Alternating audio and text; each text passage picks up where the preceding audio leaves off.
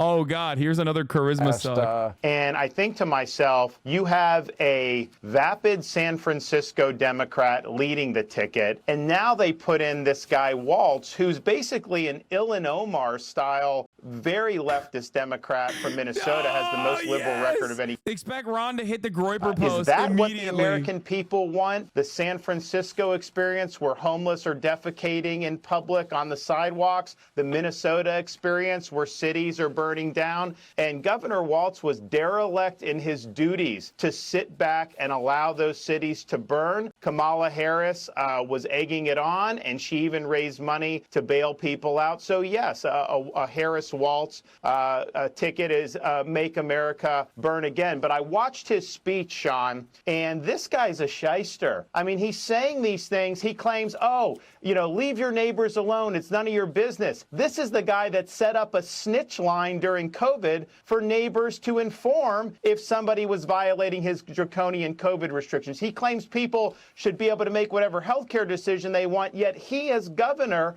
mandated the experimental COVID-19 jab. And then he says Republicans are weird, yet this is the governor who put tampons in the boys' bathroom throughout Minnesota. He's hitting all the lines. Dude, terrible instincts. Terrible instincts. He saw this on Twitter. He's repeating everything he saw on Twitter. This is why you lost, dumb.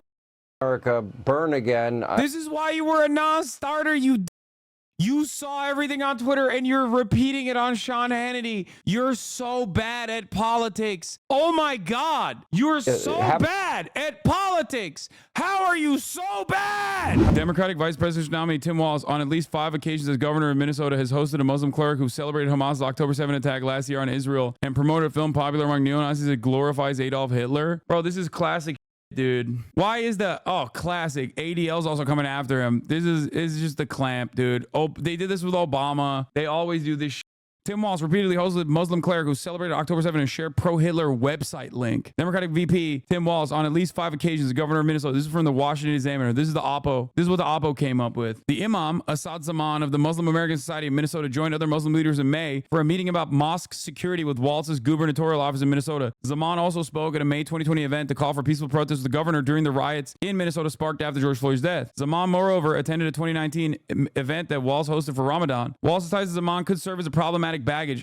I love when they do Oppo and then they soft serve it like, ooh, it could be problematic for him. It's like, bro, you want it to be problematic for him. Zaman, who's from Bangladesh, said on October 7 last year that he stands in solidarity with Palestinians against Israeli attacks. That day, which saw 1,200 Israelis murdered by Hamas terrorists, he also shared an image of a Palestinian flag on Facebook in response to a post by Yusuf Abdi Abdullah, director of the Islamic Association in North America. Wait, he didn't even, hold on. The Biden-Harris administration, Palestine has the right to defend itself. The Biden-Harris administration, Abdullah wrote in a post. This is not even Zaman at this point. This is a different person. So he didn't celebrate it. Like, this post just says he stands in solidarity with Palestinians against Israeli attacks. Zaman, meanwhile, has used the Facebook page over the years to share official Hamas press releases. Okay. That's what the blog posts on anti-Semitic websites slamming Jews. And in one 2015 incident, a link to a piece for a pro-Hitler film called The Greatest Story Never Told, the propaganda movie. Yeah, that part is the only thing that is like actually up. He also has justified violence. Bro, this is from a 2015 Facebook post. How the is Tim Walz supposed to know that? That's like 18 layers removed from Tim Walz. The Biden-Harris administration, Abdullah wrote in the post, was on the wrong side of history in supporting the extremist Zionist regime and its illegal settlements. What the not a single part of this passes the smell test. This is so stupid. It's weird how you stick up for a guy doing the same thing Joe Rogan did for not doing his due diligence. Wait, what? Not doing his due diligence? Do you know how many people governors meet in their time as a governor of a state? I'm sure there are significantly worse things that other people have done that have met the governor. A 2015 Facebook post that is bad, for the record, this is ridiculous, is not going to be a salient attack point. Trump had dinner with a Nazi. What are you guys saying? Trump had dinner, like literally dined with a Nazi.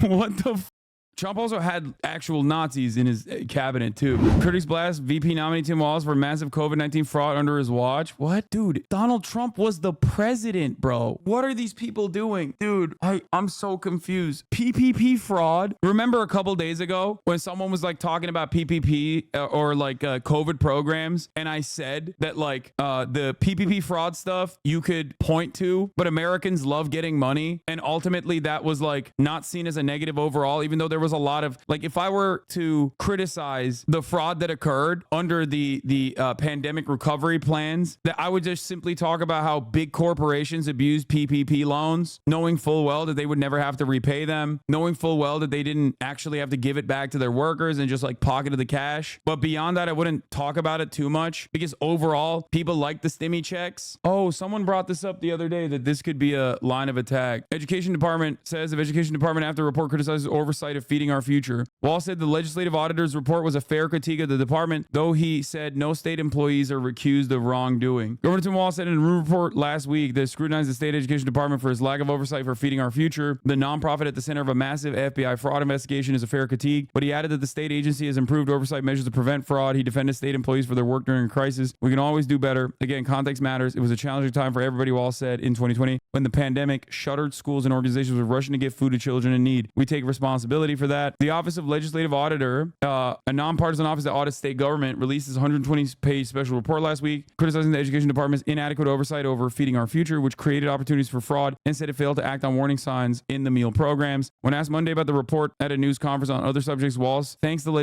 the Legislative Auditor's Office for the report and for the legislature for adding new tools for the education department, including hiring an inspector general to investigate fraud allegations. FBI agent testified that the FBI opened its investigation after education department employees reported concerns, but Randall said her office saw no documentation of that. Instead, the FBI contacted the department in February 2021. State Republicans said the report vindicated them for criticizing the education department in 2022. When asked about it, Walz said this wasn't malfeasance. There's not a single state employee that was implicated in doing anything that was illegal. They simply didn't do as much due diligence as they should have, noting that the agency has a new commissioner, Willie Jett, who started in 2023. Jesse Waters bitching about stolen valor. People take that very seriously.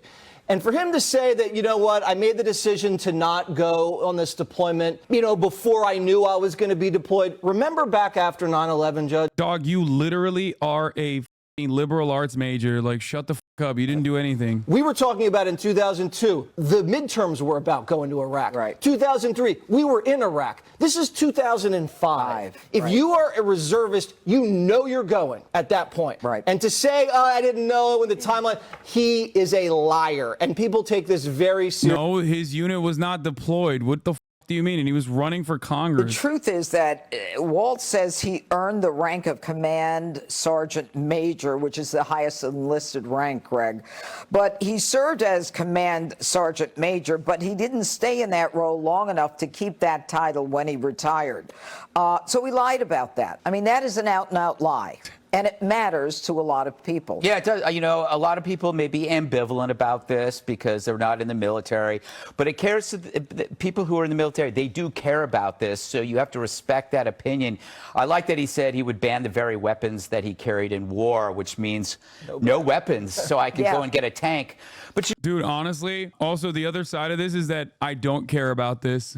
I don't think people that do care about this in the veteran community care about it in the way that these guys are explaining it. But I also don't give a shit at all. Like I can't begin to explain to you how little I care. Oh, dude. Oh my God. As an American, if you understand the sacrifice of the military and what people were voluntarily signing up to go do in Iraq and Afghanistan in 2005, 2006, after 9/11, this should enrage you. You should be demanding answers, and there should be a thorough explanation. He did run for Congress on this, and he continued to lie about the theaters of war that he said that he served in. Inside Walz's unit, which he did not deploy to Iraq with, J.R. Salzman, who was in the unit, lost his arm. There are big sacrifices that were made. Dude, this is opening up perhaps one of the best slam dunks of all time. Walz's background in the Senate, or Walz's background in Congress, in the House, is filled to the brim with insane, like, goodies for the vets. His job was literally to deal with vets. I cannot comprehend how these guys are running this line without even, like, doing a quick Google search. He literally left service after 24 years, ran for Congress, and was in charge of veterans in Congress, where he passed a ton of bipartisan bills for veterans in Congress. It's so funny. Like here, Walz's U.S. House tenure, bipartisan bills, and a focus on vets and farms. This is also part of the reason why I think he's such a good VP, because the VP controls Congress, right? Kamala Harris, not exactly great at doing that, but Joe Biden used to do that for Obama and did a very shitty job at it. Walz was elected in 2006 to represent Minnesota's 1st congressional district, was particularly active on issues before House Agriculture and Veterans Affairs committees. He also sat on the Armed Services and Transportation and Infrastructure committees. During his dozen years in the Capitol Hill, Walz developed a reputation for working across the aisle while supporting his party's priorities on healthcare and the Iraq War. Walz, who served in the rural swing district, was rated as one of the more bipartisan and effective members of the House during his last term in the chamber. Walz was ranked as the 88th most bipartisan out of the 436 members who served. He earned an even higher score from the Center for Effective Lawmaking, a partnership between the University of Virginia and Vanderbilt, rated Walz as the 7th most effective among the 203 Democrats in the House in his last term. Here are Iraq concerns and ACA support. Walz joined Congress halfway through the President George W. Bush's second term, when there was divided control of the government and significant frustration about the war in Iraq. He ran on an anti-Iraq war ticket. During Democrats' weekly radio address in January 2007,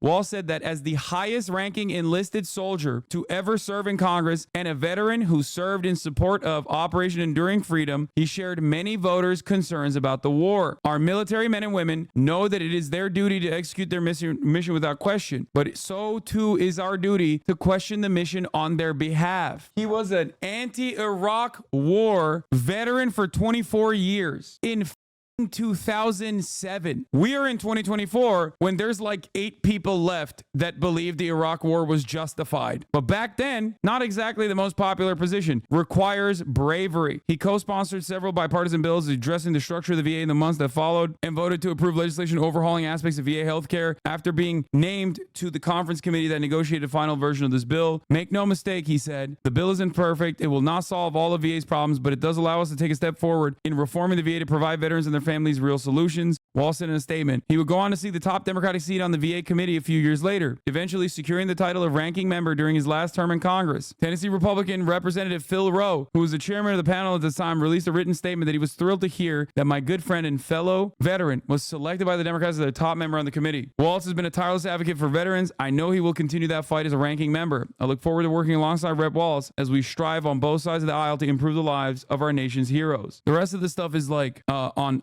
farming bills. But overall, he was primarily concerned with vets. He was primarily concerned with healthcare. He was primarily concerned with veterans. So the idea that this guy's like service should be called into question is ridiculous, especially when you're running with a president who has also benefited from not being in politics when the Iraq war was happening and literally chirped at Hillary Clinton for being supportive of the Iraq war while he claimed he was a peaceful dove who was anti-Iraq war. What are the Republicans doing? It's just so bad. Selecting Tim Walz is another sign that she doesn't care what the American people think. She is only in this to obey the far left radicals within. Yeah, no, the far left radicals that are like regular American doctors, nurses, plumbers living in the far left radical dystopia of Minnesota, dude. Do you hear yourself? The far left communists of Minnesota. I want to go a little deeper. I want to go to the comments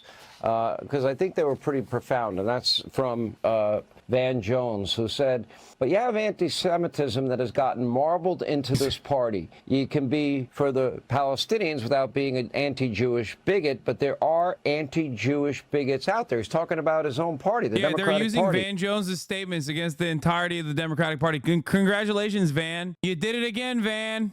Keep crying that Joe Biden had the Resign, Van. Democrats need to take notice of this. Hey, Democrats, remember this. These guys have no principles. They will use anything and everything against the party. All right, Vivek, let's get your take. Greatest contributor to the Democratic Party is the media. We have Kamala and Tim in their own words. It is the most radical candidates to ever run on a major party ticket for the presidency and the vice presidency in this country.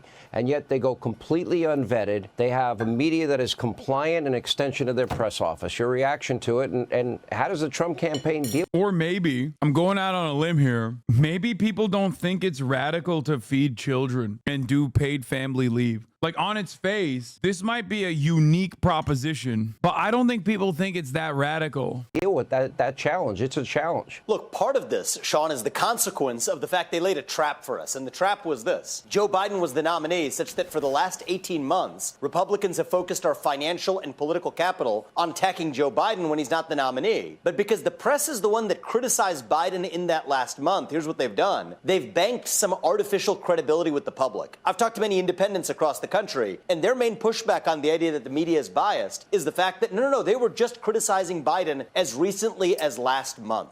So in some ways, we were led into that trap, and now it's up to us to find our way out of it. Here's that path, Sean. I think that we would make the same mistake again by just obsessing over the candidates instead of following a 3-word formula to win this election. Focus on policy. Focus on our own vision for this country. What do we actually stand for? That makes the other side irrelevant by comparison. That's our only chance at success, and I think it is going to be our winning. He's not wrong, but herein lies the problem at the heart of the Republican Party, which is what policy? That's the issue with the reactionary message, right? You don't really have a policy to stand on. Mass deportation of migrants, that's a policy that Trump is advancing. Path to success, but we got to learn from our mistake last time around to correct it this time. See, I think if this election comes about their radical extremism on immigration, on law and order, or the lack thereof, and defund, dismantle, no bail, if it becomes about no fracking and no drilling and energy, if it becomes about their economy and their economic policies and their new Green Deal desire and a 70 to 80% tax rate and taxes on unrealized capital gains, small business and corporations which don't pay taxes, and about America's role in the world, it's a slam dunk. They can't win. But bypassing this almost impenetrable wall of the media is hard. They're corrupt. Of course it's hard. But you know what? We're running to save a country here, Sean. So that work is cut out for us. The question is whether we rise to the challenge. Seal the border, grow the economy, fight rampant crime in this country, and stay out of World War III. If this election comes down to those 4 things, we win this handily. If it doesn't, we lose this. I think those are our 2 choices. It's crazy when he's not talking about like Reddit takes about, limiting our commitment to Ukraine so that we can create a new allegiance with Russia against China, the greater enemy, or whatever. He's actually right. Like, none of this stuff is bad. He's not wrong. He's fear-mongering, but even then, he's doing it in a smart way. Choices. The reality is the voting public's not going to be voting for Tim Walz. So I think this news cycle is going to go away regardless in another week. But what is Walz's select? Make no mistake, I don't agree with anything he's saying. He's an idiot, but this is the correct way to campaign if you're a Republican. He's not wrong. Actually tell us. It teaches us about Kamala Harris and how she'll make decisions as a U.S. president and to which wing of her party she actually bends the knee. And so this has opened up. This has been exactly what we needed. It has given us the reset we needed in this race to refocus on policy. They've served this up. I think it was a great gift making Walz the vice presidential nominee. Having given us that gift, now it's up to us to receive it and use that to actually offering competing visions for the future policy governing the United States. I think they're baiting the Democrats to retriangulate and act like they're moderates instead of just saying like moderates on whatever the Republicans consider to be moderate, which is really stupid. Instead of saying, what are you talking about? We're feeding children. That's a moderate position. That's not a radical position at all. You are the radical if you think that that's insane. That's the reason why I think they're going ham on this, like, oh, they're doing a socialist ticket. Your Rage read a list of Walz policy last night, not knowing anything about him, and was like, these things sound really good. Yeah, that is the average person, dude. The average person's opinion when you put a laundry list of shit that this guy has done in Minnesota is not going to be, wait a minute, what about transgenitals? God, it's like, I'm going to cry. For 10 years, I have endlessly, ceaselessly, almost every single day advocated for exactly this. The idea that if you run on these good policies, you get them, you push for them, and you actually successfully implement them, people will go, well, that seems like a good idea. I want that.